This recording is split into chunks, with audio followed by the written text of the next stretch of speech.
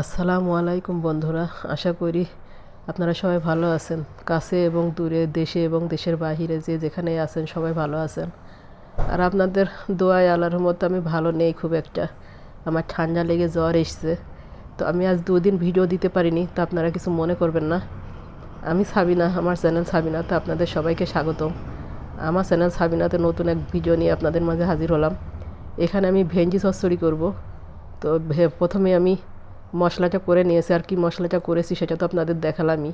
সরিষা, একটু কাজু বাদাম আর কাঁচামরিচ বেটে নিয়েছি। আর এখানে ভেন্ডি, আলু সব ধুয়ে কুটে রেডি করে নিয়েছি। তো এর ভিতরে আমি একটু লবণ, হলুদ আর একটু বেসন দিয়ে দিচ্ছি, দিয়ে একটু মাখাই নিব। আর এর ভিতরে আমি একটু শুকনো মরিচও দিব, দিয়ে মাখাই নেব, নিয়ে আমি ফ্রাই করে নিব।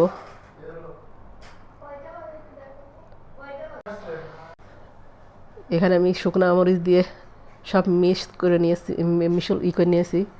বন্ধুরা কিছু মনে করবেন না, আমার কথা একটু এড়িয়ে যাচ্ছে, কারণ আমার এত পরিমাণ গায়ে জ্বর, আমি কথাই বলতে পারছি না। কিন্তু আমার ভিডিও দেওয়াটা খুব ছিল, আজ 3 দিন ধরে ভিডিও দিই না, এই জন্য ভিডিওটা দিতে হলাম।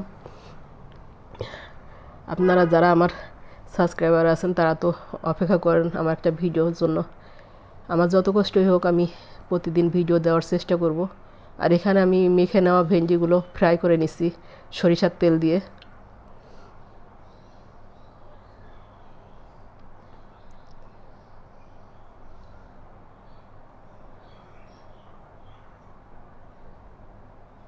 আর আমার ফ্রাইটা হয়েও গেছে, তো আমি উঠিয়ে নিছি। আর দেখুন ভেন্ডিটা সবুজ সবুজ করেই আমি উঠাই নিছি, কারণ বেশি একটা ভাজি নেই। বেশি ভাজলে পরে দেখা যাচ্ছে ভেন্ডিটা কালার অন্যরকম হয়ে যাবে, এই জন্য আমি বেশি একটা ভাজি না। আর কালারটাও খুব সুন্দর হয়েছে। তো আমি এইভাবে সব কয়টা ভেন্ডি আর আলু ভেজে নিব। আর এইভাবে ভেন্ডি চচ্চড়ি আমি এই প্রথম করে দেখলাম, আর খেয়েও দেখেছি। মাশাআল্লাহ দিলে এত মজা হয়েছে, আপনাদের বলে বোঝানো যাবে না। আপনারা আমার টিপসটা ফলো করে আপনারা একবার হলেও ট্রাই করে দেখবেন, আসলে খুব মজা হয়। যে ভেন্ডি খেতে চান না সেও ভেন্ডি খেতে চাইবেন। একে একে আমি সব কয়টা ভেন্ডি আমি এখানে ফ্রাই করে নিয়েছি।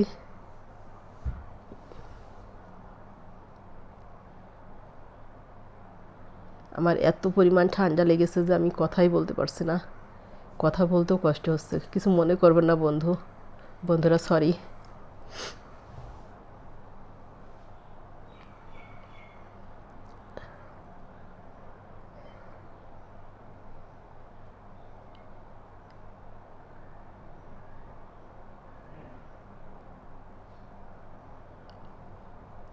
আর আমার সব কয়টা ভেন্ডি ফ্রাই করা হয়ে গেছে। তো আমি এই তেলের মধ্যে একটু জিরা দিয়ে দিব। আর বন্ধুরা সবাই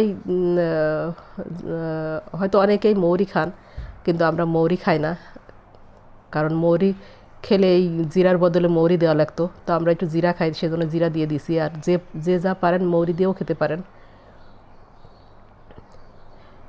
আর আমি যে মশলাটা করে রেখেছিলাম সেটা আমি তেলের মধ্যে দিয়ে দিলাম,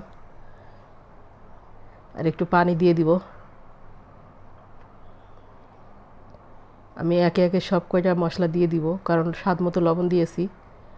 এখানে একটু হলুদ দিয়ে দিলাম।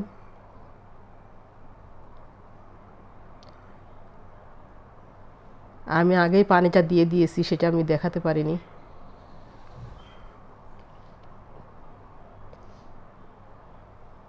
আর আমি এর ভিতরে টমেটোটা দিয়ে দিলাম, টমেটো কুচিটা।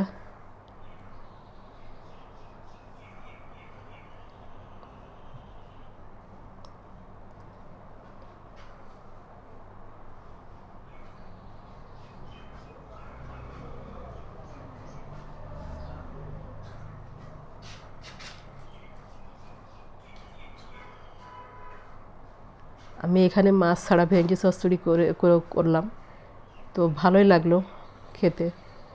সেটাই আপনাদের বললাম যে আপনারা একবার হলেও ট্রাই করে দেখবেন। আর আমার মশলাটা কষানো হয়ে গেছে, তো আমি তার ভিতরে ভেন্ডিটা দিয়ে দিয়েছি। আর টমেটোটাও গলে একদম হয়ে গেছে। আর কালারটাও কি সুন্দর এসছে দেখুন। আর বন্ধুরা সরি, কিছু মনে করবেন না, কারণ আমার আগের পুরাতন কড়াতে আমি রান্না করছি আজকে। আর রান্না করলাম এই জন্যই যে কড়াটা বাইরে ছিল, আর আমার শরীরটাও খুব একটা ভালো না, এই জন্য আমি অত বেশি এটা ইয়ে করিনি। তো আমি যে কড়াইটা আমি সামনে পেয়েছি সেটাতেই আমি রান্না করেছি, কিছু মনে করবেন না।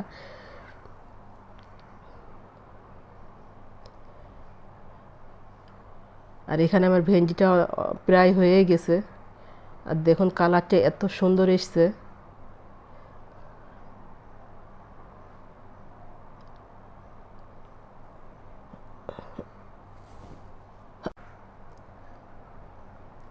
আর এখানে আমি কয়টা কাঁচামরিচ চিড়ে দিলাম।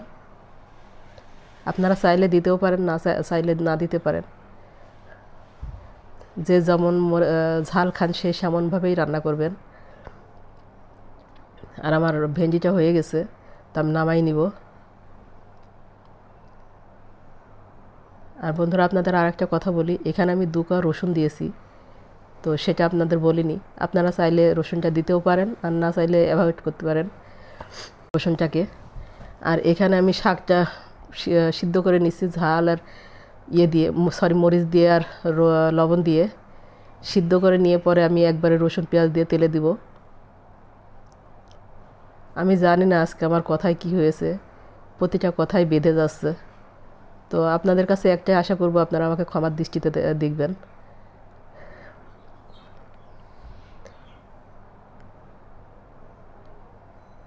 আর এখানে আমি ডিম ভাজি করব, কারণ 2টা তরকারি নিরামিষ, এই জন্য আমার ছেলের জন্য ডিমটা ভাজি করে নিব।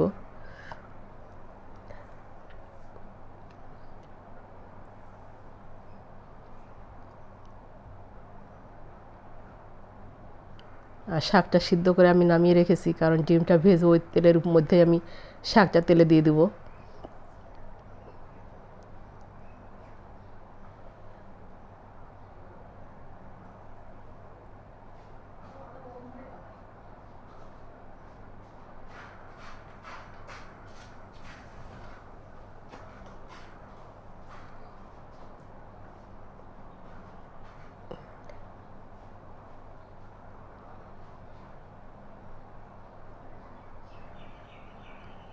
ডিমটা আমি উল্টে দিয়েছি, আর ডিমটা হয়েও গেছে, তা আমি উঠাই নিব।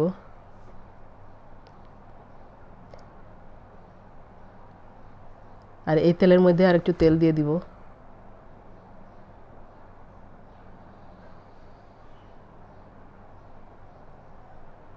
দিয়ে আমি রসুন পেঁয়াজটা দিয়ে দিব।